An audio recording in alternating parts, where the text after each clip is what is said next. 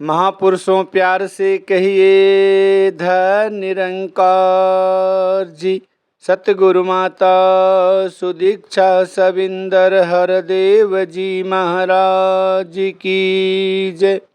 महापुरुषों, सतगुरु की कृपा और आप सभी के आशीर्वाद से एक बार पुनः दास निरंकारी बुक समरी नामक चैनल के माध्यम से आपके समक्ष उपस्थित है।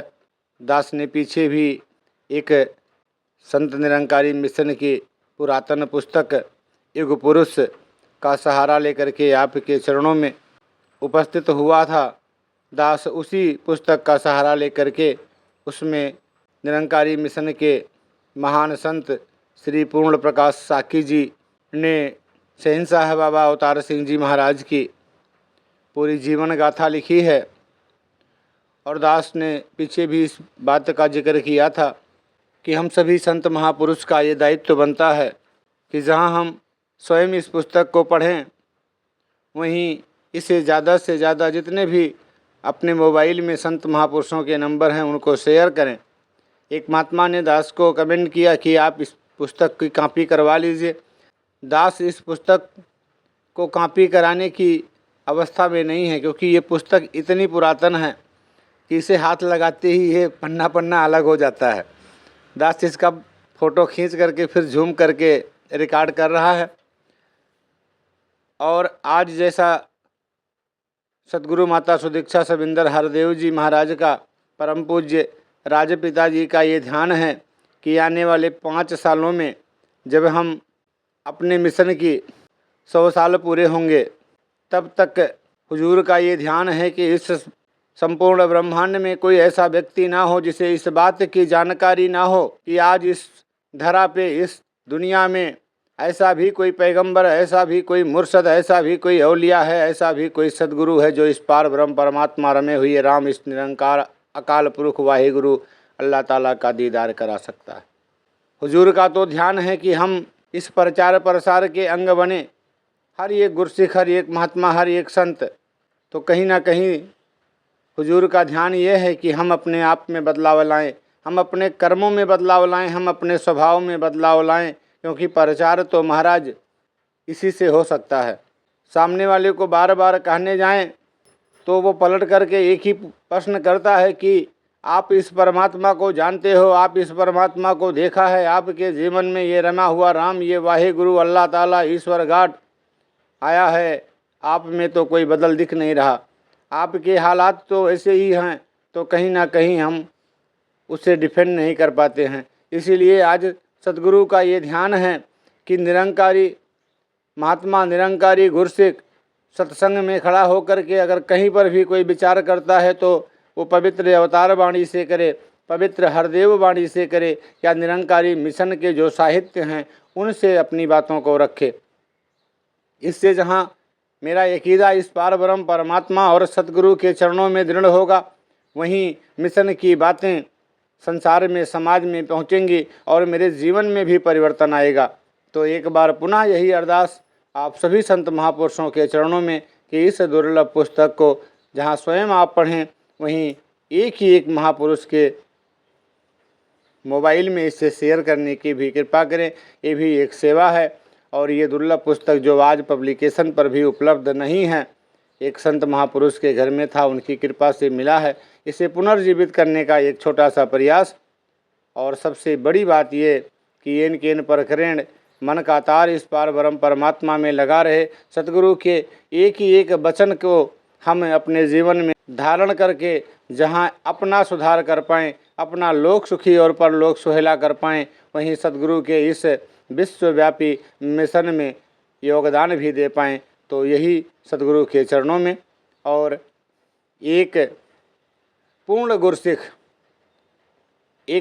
गुरसिख किस तरह से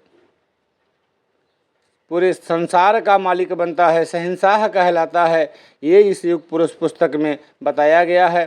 तो इस गतांक से आगे लेकर के पीछे के हिस्से से इस पुस्तक में दास आगे बढ़ेगा। शादी एवं निजी कारोबार। जिस समय आपकी शादी हुई, आपकी आयु लगभग 19-20 वर्ष की हो चुकी थी और लगभग आप ही लाला सावनमल जी के कारोबार के सर्वे सर्वा थे, क्योंकि लाला जी आपको अपनी संतान ही समझते थे। इसीलिए उन्होंने आपकी शादी करना भी अपना ही फर्ज समझा। अतः उन्होंने किसी सुयोग्य लड़की की तलाश आरंभ कर दी।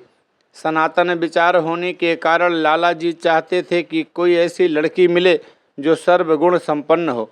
लाला जी के पास अच्छे अच्छे अमीर घरानों से रिश्ते आए, परंतु लाला जी की पारखू निगाहों में कोई भी पूरा ना उतरा। कारण बस लाला जी को नीला नामक ग्राम में जाना पड़ा। वहाँ उनकी मुलाकात सरदार लक्ष्मण सिंह जी से हुई, जो इतने धनी तो नहीं थे, परंतु अपने गुण स्वभाव तथा धार्मिक रुचि के कारण काफ़ी विख्यात थे और पास पड़ोस में भी उनकी अच्छी ख्याति थी। लाला जी नीला ग्राम में जिस सज्जन के यहाँ ठहरे थे, उन्होंने भी सरदार लक्ष्मण सिंह जी तथा उनके परिवार की बड़ी श्लाघा की। बातों बातों में उनको यह भी पता चल गया कि सरदार लक्ष्मण सिंह जी की सुपुत्री बुधवंती बहुत ही अच्छे स्वभाव एवं गुण वाली है। दूसरे दिन लाला जी ने सरदार लक्ष्मण सिंह जी से मिलकर रिश्ते की बात पक्की कर ली और शादी का दिन भी निश्चित कर लिया।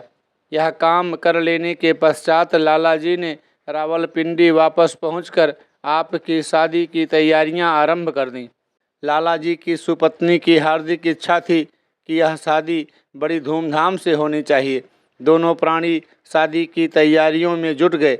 दोनों प्राणियों ने मिलकर वरी के कपड़े तथा जेवर इतने शानदार तैयार कराए कि लोग देख देख कर हैरान होते और लाला जी की दरियादिली की प्रशंसा करने को विवश हो जाते। निर्धारित समय पर बारात बड़ी सज धज के साथ जब वधू के घर के सामने पहुंची तो इतनी आतिशबाजी और पटाखे छोड़े गए कि धरती आसमान जगमगा उठे। बैंड बाजा तक लाला जी रावलपिंडी से लेकर गए थे। जिस किसी ने भी बारात देखी वाह वाह कर उठा। देखने वालों में से जब भी कोई लाला जी की स्तुति करता तो लाला जी कहने वाले को हंसकर यही उत्तर देते कि यह तो सारी कमाई ही अवतार सिंह जी की है, मैं अपने पल्ले से क्या खर्च कर रहा हूँ।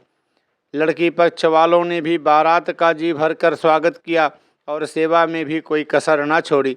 दूसरे दिन जब लाला जी डोली लेकर रावलपिंडी वापस पहुँचे तो उनके और उनकी पत्नी के पांव धरती पर टिकने मुश्किल हो गए थे।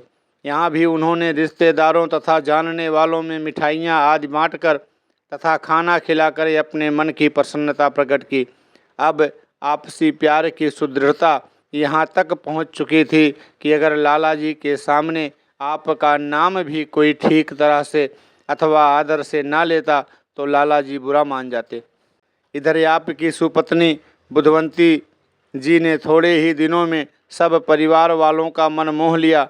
आए गए तथा परिवार की इतनी सेवा करती कि देखने वाले हैरान रह जाते। उनकी कीर्ति भी धीरे धीरे घर की दीवारों से निकलकर गली मोहल्ले में फैलनी शुरू हो गई। उनकी वाणी में इतनी मिठास और चेहरे पर इतना भोलापन था कि एक बार देखकर अथवा सुनकर दोबारा मिलने तथा देखने को व्यक्ति तरसता रहता। किसी का दुख तो वे देख ही नहीं सकती थी। बस यूँ समझिए कि अब पूर्ण रूप से योम सब प्रकार से आप सुसंपन्न गृहस्थी थे। काम इतना अधिक था कि संभाले न संभलता था। इस तरह विवाह के उपरांत भी आप लाला जी के साथ ही एक छत के नीचे लगभग 3 साल रहे, परंतु इस अवधि में किसी को एक दूसरे से कभी कोई शिकायत नहीं हुई। दुनिया भर के सुख आपके आगे पीछे भागते थे। आज्ञाकारी तथा पूर्ण सेवादार पत्नी, दुनियावी ऐश्वर्य तथा समाज में हर प्रकार की इज्जत एवं सम्मान आपको प्राप्त था। परंतु क्या मजाल कि आपके मिजाज में रत्ती भर भी फर्क आया हो। दोनों समय गुरुद्वारे जाना और सुबह शाम गुरबाणी का पाठ तो आपके जीवन का अभिन्न अंग बन चुके थे। ज्यों-ज्यों भगवान ने आपको संपन्नता बख्शी, आपका प्यार निर्धनों तथा दुखियों के साथ और भी बढ़ता गया। अहंकार तो आपको छू तक नहीं पाया था। गुरुद्वारे के प्रबंधक आए अथवा और कोई सहायता मांगने वाला आए, आपके दरवाजे से निराश नहीं लौट पाता था। सन 1924 के लगभग आपको निजी कारोबार स्वतंत्र रूप में करने का विचार आया। आपने एक दिन सुअवसर देखकर अपने मन की बात लाला सावनमल जी के सामने रखी। लाला जी ने हार्दिक आशीर्वाद के साथ आपको स्वीकृति दे दी, परंतु लाला जी की पत्नी यह विरह सहन करने के लिए तैयार न हुई। अंत में बड़ा समझाने बुझाने के उपरांत उन्होंने भी हामी भर दी। सबका आशीर्वाद तथा शुभकामनाएं गठरी में बांध कर आपने क्वेटा में लोरा लाई के नगर में अपनी निजी बेकरी खोल ली। बहुत ही थोड़े समय में आपका कारोबार चल निकला। इसी तरह आपने सिंध बलूचिस्तान में भी काम शुरू कर दिया। इसके उपरांत आपने लंडी कोतल में भी बेकरी खोली। जहाँ जहाँ भी आपने काम आरंभ किया, सफलता आपकी दासी रही। इसका प्रत्यक्ष प्रमाण यह है कि इन्हीं दिनों आपने अपना पैतृक मकान भी पक्का बनवा लिया। उन दिनों गांव में किसी का पक्का मकान होना बहुत बड़ी बात थी। इन्हीं दिनों आपकी ओर से अनाथों तथा गरीब विधवाओं को दी जाने वाली सहायता की मात्रा और बढ़ गई। आपके गांव के लोग तो आपको हाकिम रूप में पूजते थे। आपकी आयु से 10-20 साल बड़े बुजुर्ग भी हर किसी बात में आपकी सलाह लेना ठीक समझते थे। यहाँ तक कि लेन देन के मामलों तथा ऐसे दूसरे झगड़ों के फैसले के लिए लोग थाने अथवा अदालत में जाने की बजाय आपके पास आते और आपका फैसला दिल से सहर्ष स्वीकार करते। 10-20 रुपये के लेन देन का झगड़ा तो आप अपने पल्ले से रकम दे दिलाकर निपटा दिया करते थे। आपकी सुपत्नी इन सारी बातों में बाधक न होकर सदा ही आपकी सहायक रहीं। दान देने और किसी निर्धन की सहायता करने में कई बार तो वे आपसे भी आगे निकल जाती। लोरालाई, सिंध तथा लंडी कोतल में सफलता के झंडे गाड़ने के उपरांत आप पेशावर आ गए और यहाँ आकर करीमपुरा बाजार में आपने बेकरी का कारोबार शुरू कर दिया। पेशावर में भी अपनी सच्चाई, ईमानदारी और मीठे स्वभाव से बहुत जल्दी ही आपने लोगों के दिल जीत लिए। आपका बनाया हुआ माल भी हर प्रकार से साफ सुथरा और अच्छा होता था। यहाँ भी आप अपने आचरण, धार्मिक रुचि तथा सरल स्वभाव के कारण बहुत जल्दी ही विख्यात हो गए। बाजार में हर दुकानदार आपको आदर सत्कार देता था और गुरुद्वारे वाले तो आपके बिना हर काम को अधूरा ही समझते थे। दूसरी ओर आपकी सुपत्नी के प्यार का जादू भी अड़ोस पड़ोस में खूब चल चुका था। गुरु घर के प्रेमी तथा सेवादार होने के नाते आप पेशावर के गुरुद्वारा की प्रबंधक कमेटी के कार्यकर्ता चुने गए और शीघ्र ही 5 प्यारों में शामिल हो गए। आपकी अपने धर्म में इतनी निष्ठा थी कि अपने कारोबार से समय निकालकर आसपास के गांवों में सिखी के प्रचार के लिए निकल जाते। आपके त्याग और सेवा की भावनाओं को देखते हुए सिख संगतों में आपका बहुत अधिक मान था। अपने कारोबार में धन भी कमाया और कीर्ति भी, परंतु अहंकार अथवा मान आपको छू तक नहीं पाया। आपकी तरह आपकी सुपत्नी भी जहाँ तक हो सकता था हर सेवा में आपका हाथ बटाती। या समझिए कि आपके गृहस्थ जीवन की गाड़ी इतने सुव्यवस्थित, एक सुलझे हुए तरीके से चल रही थी कि चलते समय भी इस गाड़ी में केवल प्रीति और प्यार की मधुर ध्वनि ही सुनाई देती थी। इन्हीं दिनों सितंबर 1930 में भगवत कृपा से आपके यहाँ पुत्र का जन्म हुआ, जिसकी बहुत अधिक खुशियाँ मनाई गईं। अस्तु गुरुद्वारे और घर में अखंड पाठ रखाकर एवं कीर्तन आदि करवाकर वाहे गुरु का लाख लाख धन्यवाद किया गया। गुरुद्वारे के ग्रंथी ने इस बच्चे का नाम गुरबचन सिंह रखा। इस बच्चे की शक्ल आपसे इतनी मिलती जुलती थी कि अक्सर देखने वाले यही कहते थे कि यह बच्चा भी अपने पिता के समान जन सेवक तथा अपनी माँ की तरह बहुत गुणवान एवं मृदु स्वभाव का मालिक होगा। बस यूँ समझिए कि इन दिनों आप पर वाहे गुरु की हर प्रकार से कृपा थी और कोई भी कमी नहीं थी। धन का सुख, परिवार का सुख तथा औलाद का सुख जैसे अनमोल खजाने आपको हासिल थे। देश और पंथ की सेवा, प्रतिदिन बढ़ते जा रहे कारोबार की देखभाल, दिन रात सिखी प्रचार की लगन तथा पंथ की सेवा में प्रतिपल रक्त रहने पर भी आप देश में उठ रही आज़ादी की लहर से भी भली भांति परिचित थे। उन दिनों जबकि गोरे हाकिम और उनके अनुयायी कांग्रेस जैसी राजनीतिक पार्टी में भाग लेने वालों को गहरी दृष्टि से देखते थे, आप इस पार्टी की सहायता करने से कभी भी नहीं चूके। सारांश यह कि कार्य देश सेवा का हो अथवा धर्म का, आप सदैव आगे ही रहते थे। पंजाब में जब फिरंगी सरकार की शक्तियां पूरे शिखर पर थीं और लाला लाजपत राय पुलिस की लाठियों की मार के कारण शहीद हो चुके थे तथा पंजाब के हर गली कूचे में आज़ादी प्राप्त करने के लिए आग भड़क चुकी थी, आप इतनी दूर से चलकर जलियांवाला बाग के जलसे में शामिल हुए। वहां से जनरल डायर की जानलेवा गोलियों की बौछार से बच निकलना भी किसी करामात से कम नहीं। पढ़े लिखे लोग तथा इतिहास के जानने वाले इस बात से भली प्रकार परिचित होंगे कि उन दिनों मंदिरों, गुरुद्वारों तथा और धार्मिक ठिकानों पर गोरी सरकार समर्थक महंतों का कब्जा था और ये महंत लोग धार्मिक प्रचार को छोड़कर केवल वही प्रचार जनता में करते थे जो सरकार के हित में होता। इतिहास इस बात का साक्षी है कि उन धार्मिक सरकारी पिट्ठुओं ने ऐसे ऐसे फरमान अथवा फतवे दिए कि जिनका धर्म या आत्मा से रत्ती भर भी संबंध नहीं था। सरकार की चालों के कारण लगभग सभी धर्म स्थान राजनीति का गढ़ बन गए थे। पूज्य गुरुओं के नाम पर बने हुए गुरुद्वारों को गद्दीदार महंतों के चंगुल से आज़ाद कराने के लिए इन्हीं दिनों अकाली लहर चली, जिसका ध्येय केवल गुरुद्वारों को राजनीतिक व्यभिचार से मुक्त कराना था। इसी फैसले के अंतर्गत पंजाब के मशहूर शहर जैतो मंडी में मोर्चा लगाने का फैसला शिरोमणि कमेटी ने किया। इस शुभ कार्य में भला आप क्यों कर पीछे रह सकते थे। जैतों के मोर्चे में भाग लेने के लिए पेशावर की गुरुद्वारा कमेटी ने आपके नेतृत्व में एक जत्था जैतू भेजने का फैसला किया। इस जत्थे के जैतू पहुंचने पर सरकार ने सब जत्थे वालों को बंदी बना लिया। इस जत्थे का अगुवा होने के कारण न्यायाधीश ने आपको लगभग 3 साल का कारावास का दंड दिया। जेल के अंदर पहुंचकर भी आपका दैनिक पाठ आदि का कर्म चलता रहा। पाठक इस बात को भली प्रकार से जानते होंगे कि उस समय की जेलों में कैदियों के साथ सरकार का व्यवहार बड़ा कठोर होता था, परंतु आपने सब प्रकार की कठिनाइयों का मुकाबला करते हुए अपनी दिनचर्या में कभी भी किसी प्रकार का अंतर नहीं आने दिया।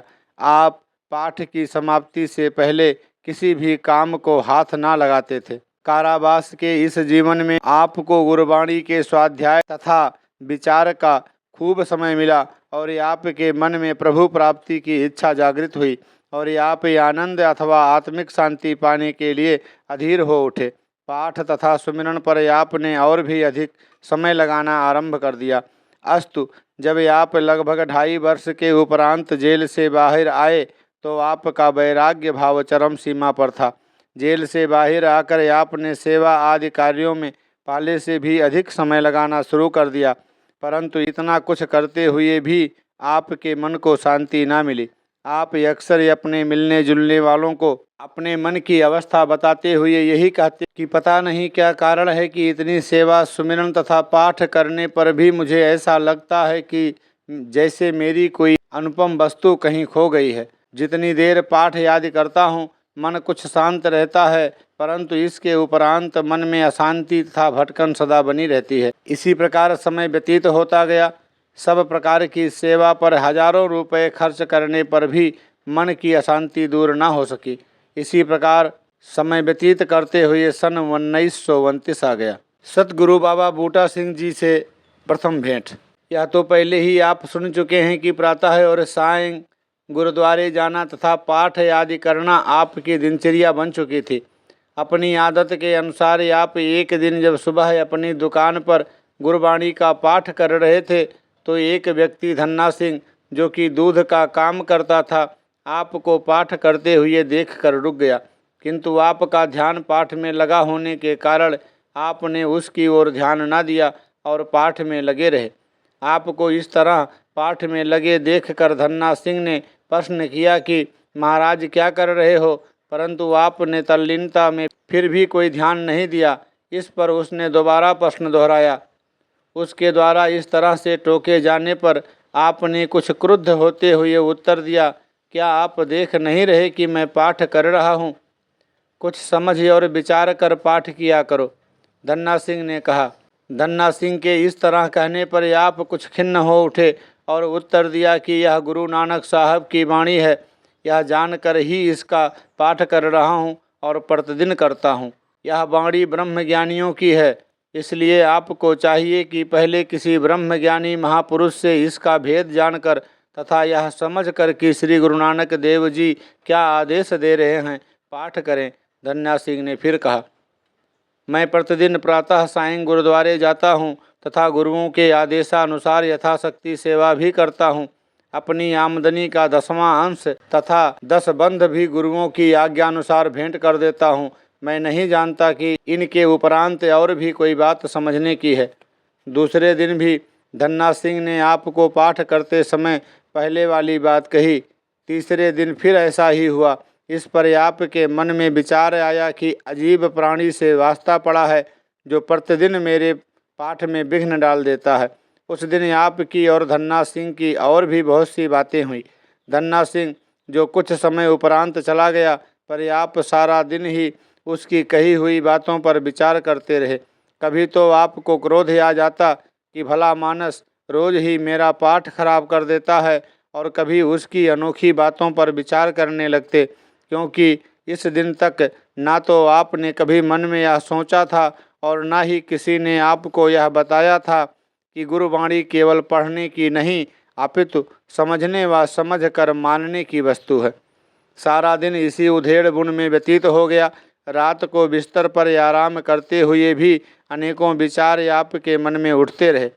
दूसरे दिन भी प्रतिदिन की भांति प्रातः उठकर आप गुरुद्वारे गए और वहां से निवृत्त होकर अपनी दुकान पर पहुंचकर पाठ करना आरंभ कर दिया। अभी पाठ शुरू ही किया था कि धन्ना सिंह ने आते ही आवाज़ लगाई, भाई साहब यह क्या हो रहा है?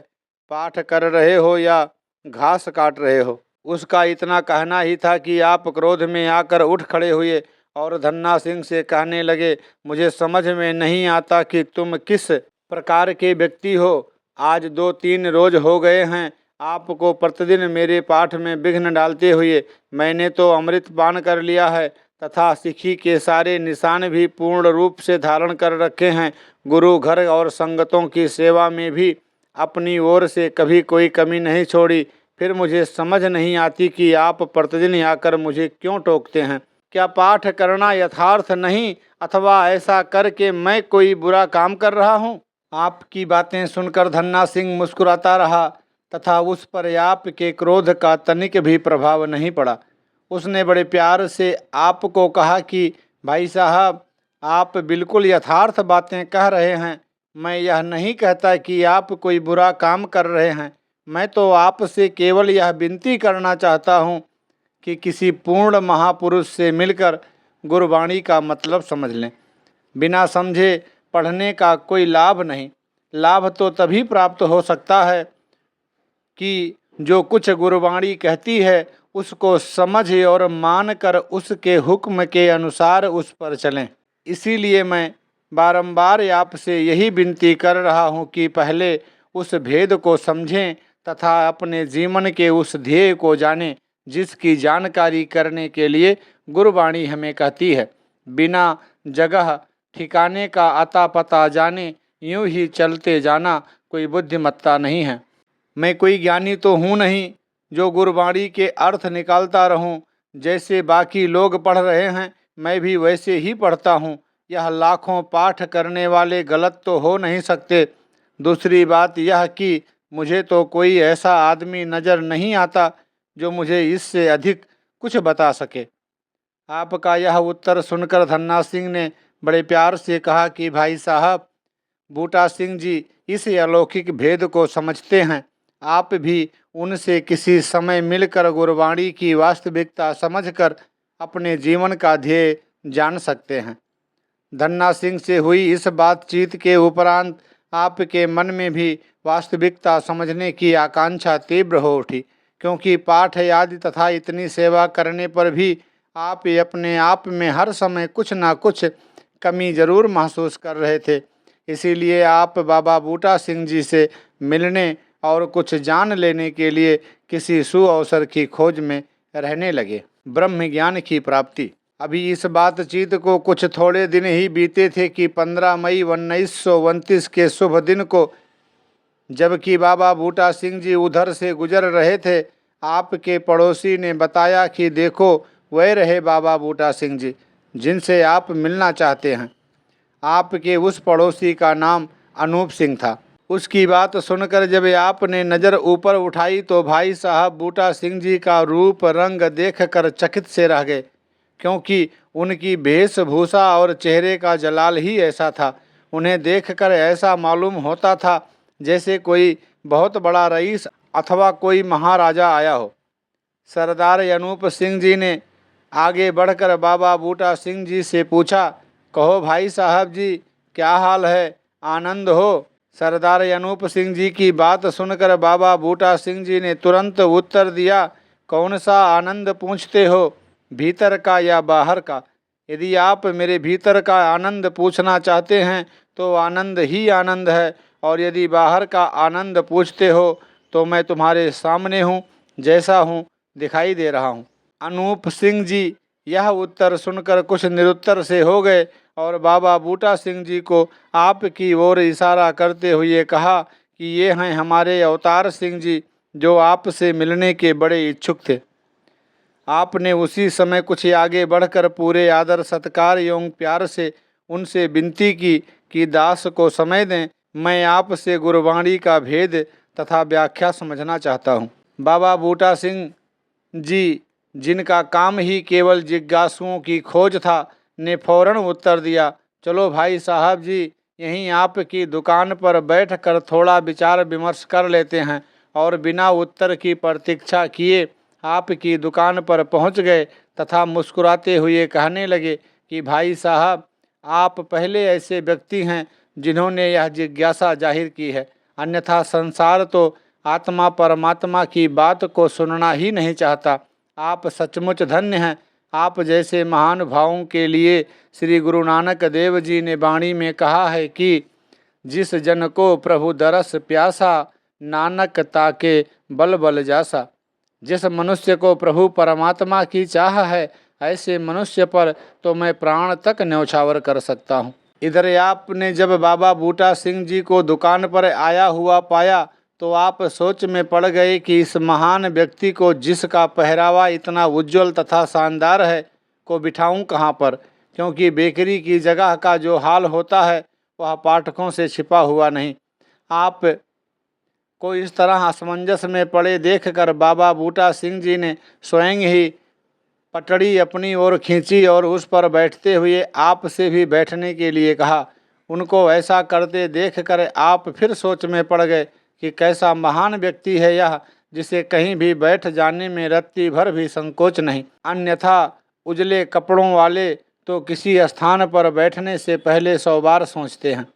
कुछ सकुचाते हुए आपने बाबा बूटा सिंह जी से प्रभु भक्ति के विषय में बातचीत करने के लिए कोई समय देने की प्रार्थना की। उनकी बात सुनते ही बाबा बूटा सिंह जी हार्दिक प्रसन्नता से बोले, जब भी आपको समय हो मैं आपके पास आ जाया करूँगा, मैं प्रतिदिन भी आ सकता हूँ। इस पर आपने कहा कि सदा प्यासा ही चलकर कुएं के पास जाता है, इसीलिए आप कष्ट करने की बजाय मुझे समय और स्थान बता दीजिए, मैं स्वयं ही श्री चरणों में उपस्थित हो जाऊंगा। बाबा जी आपको अपने स्थान का पता तथा दूसरे दिन की प्रातः के 8 बजे का समय देकर सैर को चले गए। दूसरे दिन गुरुद्वारे में नमस्कार करने के उपरांत 8 बजे से कुछ पहले ही आप बाबा बूटा सिंह जी के निवास स्थान पर पहुंच गए। वहां तो आपकी इंतजार हो ही रही थी। वहां पहुंचते ही बाबा बूटा सिंह जी ने बड़े प्यार और आदर सत्कार के साथ आपको बिठाया और प्रभु का भेद खोलते हुए आपसे कहा, देखो यही निराकार परम पिता परमात्मा है, जिसकी खोज में लोग जप तप कर रहे हैं तथा जंगलों पर्वतों में जा जाकर अपना जीवन और समय बर्बाद कर रहे हैं। अच्छी तरह देख लो, यह हर जगह परिपूर्ण है। यह जब सृष्टि नहीं बनी थी तब भी था और प्रलय हो जाने पर भी यह ऐसे ही रहेगा। जो ठाकुर सद सदा हजूरे, ताको अंधा जानस दूरे, अथवा नाल नारायण मेरे, जमदूत न आवे नेरे। इस तरह गुरबाणी के अनेकों प्रमाण देकर बाबा बूटा सिंह जी ने आप को इस ढंग से समझाया कि आप प्रभु के ज्ञान को समझते ही मस्ती में झूम उठे और ज्ञान प्राप्ति के तुरंत बाद की अवस्था को आप बहुधा अपने मुख से गान करते हुए कहते थे कि भाई उस वक्त की हालत कहीं ही नहीं जा सकती। ऐसे मालूम होता था कि मेरे चारों ओर प्रकाश ही प्रकाश है, अथवा मैं भगवान की गोद में बैठा हुआ हूँ। भगवान के और मेरे बीच तन अथवा शरीर का पर्दा जो दिखाई ही नहीं देता था। उधर सतगुरु के ज्ञान ने आपके हृदय में प्रवेश किया, इधर आप अपने सतगुरु के चरणों से लिपट गए और बार बार झूम झूम कर गुरबाणी के निम्नलिखित शब्द पढ़ने लगे। अपने सतगुरु के बलिहारे, आगे सुख पीछे सुख सहजा, घर आनंद हमारे। अकाल पुरख बर पाया, अविनाशी ना कदे मरे न जाए, आनंद भया मेरी माए, सतगुरु मैं पाया। मैं अपने सतगुरु के चरण कमलों पर बारंबार नमस्कार करता हूँ, जिनकी कृपा से मेरे चहुँ ओर आनंद ही आनंद का निवास हो गया है।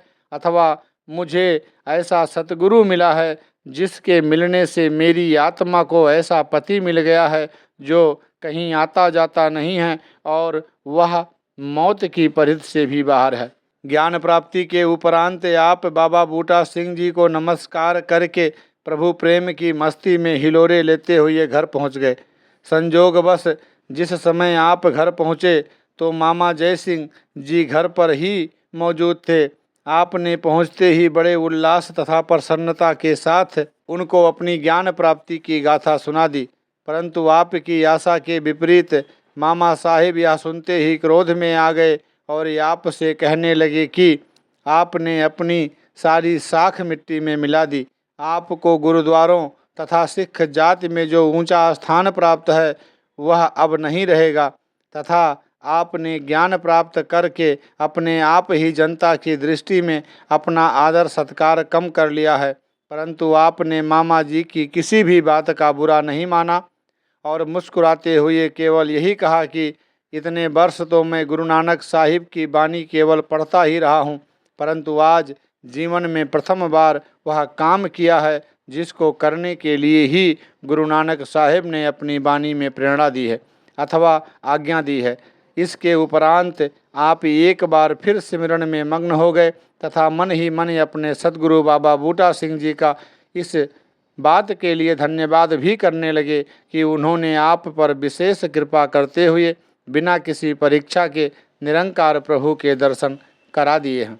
सारी रात आप इन्हीं विचारों में खोए रहे कि बाबा बूटा सिंह जी कौन हैं, इनमें और निरंकार में क्या अंतर है, तथा मैं कितना ऊंचे भागों वाला हूँ जिसको गुरु कृपा से सहज ही प्रभु की प्राप्ति हुई है। आपने वह सारी रात प्रातः होने की इंतजार में गुजार दी।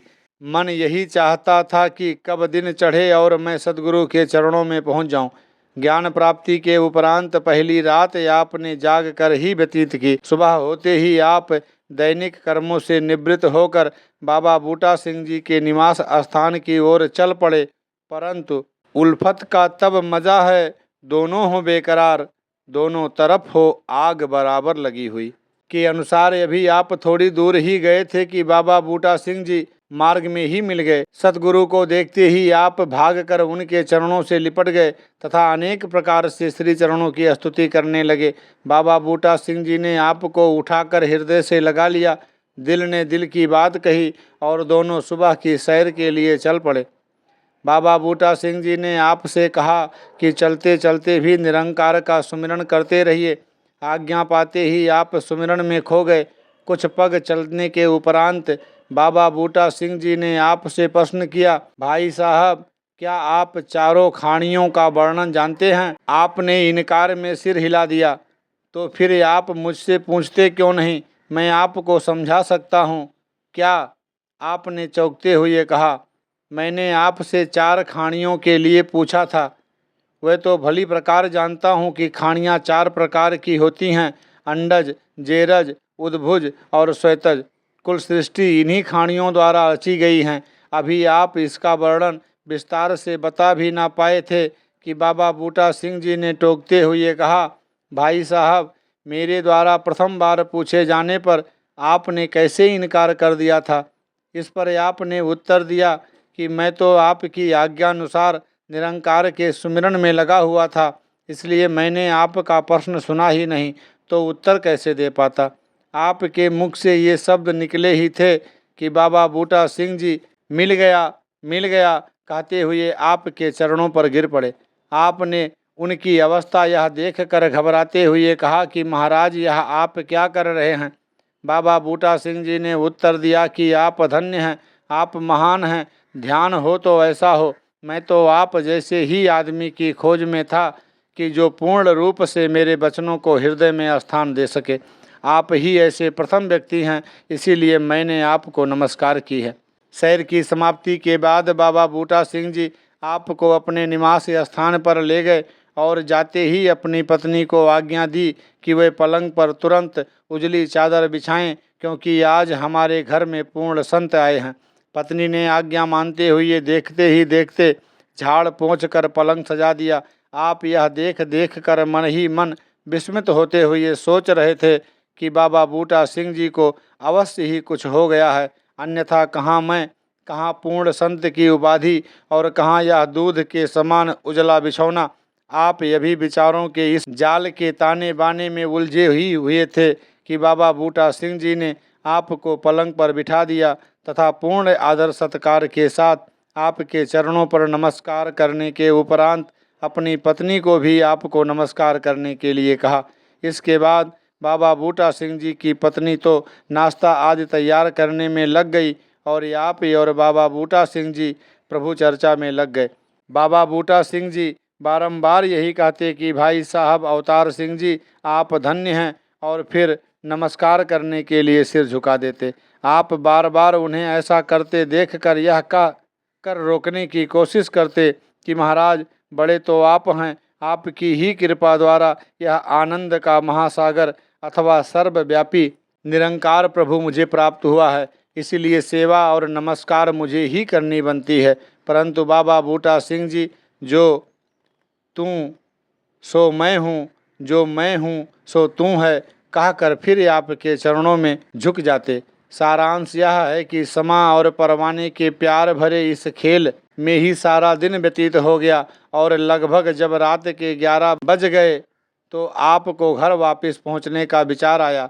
आपको घर पहुंचने के लिए एक ऐसे मार्ग से होकर जाना पड़ता था जिस पर पूर्णतया मिलिट्री का अधिकार था और जिस मार्ग पर रात को 10 बजे के बाद किसी भी व्यक्ति के लिए चलना वर्जित था। आज्ञा का उल्लंघन करने पर सरकार कानून की अवहेलना करने पर जुर्माना अथवा कारागार की सज़ा दे सकती थी और मिलिट्री का कानून होने के कारण किसी भी सज़ा की कोई भी पूछताछ नहीं होती थी। आप हृदय से निरंकार का स्मरण करते हुए अपने घर की ओर बढ़ते गए और किसी की नज़र ने आपको छू पाने का रत्ती भर भी प्रयास नहीं किया। आप चलते हुए मन ही मन यह महसूस कर रहे थे कि कोई असीम शक्ति आपकी रक्षा हेतु पग पग पर आपके साथ है।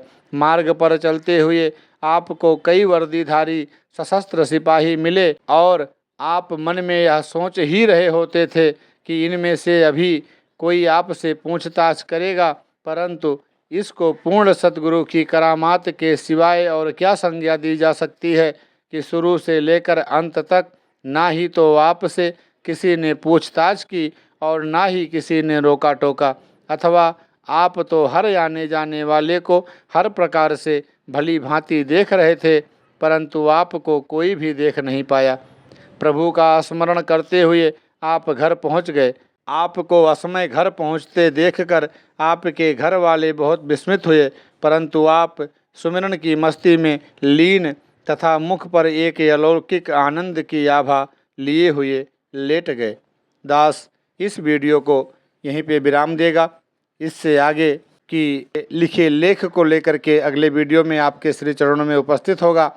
इसी याचना कामना प्रार्थना के साथ कि सतगुरु माता सुदीक्षा सविंदर हरदेव जी महाराज की कृपा दृष्टि दया दृष्टि हम सभी गुरुसिख हम सभी संत महात्मा पर बनी रहे और हम सभी भी अपने आप को पूर्ण गुरसिक्खी में परिपूर्ण कर पाएँ, सदगुरु के एक ही आदेश और उपदेश पर चल पाएँ और अपना लोक सुखी परलोक सुहेला कर पाए। सतगुरु माता सुदीक्षा सविंदर हरदेव जी महाराज की जय। महापुरुषों प्यार से कहिए धन्य निरंकार जी।